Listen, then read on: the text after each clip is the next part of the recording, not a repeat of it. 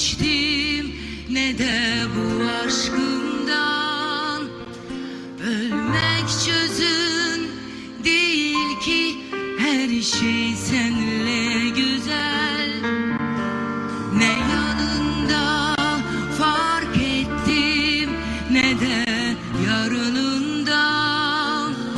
Yan yana kalmak çok mu zor, var mı böyle bedel? Şimdi söyle, bizi böyle nereye götürüyorsun? Bir inatçı rütbesiyle neye direniyorsun? Gözlerimle uzaklardan nasıl mı görünüyorsun? Gülümserken düşündün mü, neye seviniyorsun?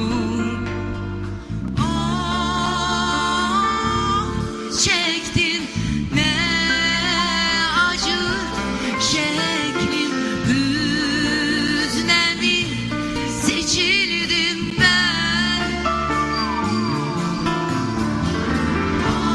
Oh, çektim aşkını, geçtim aşk benim, ikinci sen.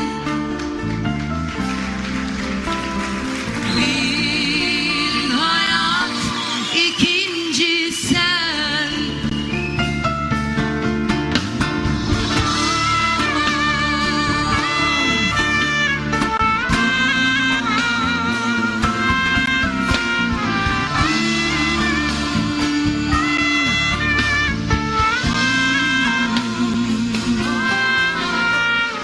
Şimdi söyle, bizi böyle nereye götürüyorsun? Bir inatçı rütbesiyle neye direniyorsun? Gözlerimle uzaklardan nasıl görünüyorsun? Gülümserken düşündün mü, neye seviniyorsun? Oh, çektim ne acı, şeklin hüznemi, seçildim ben. Oh,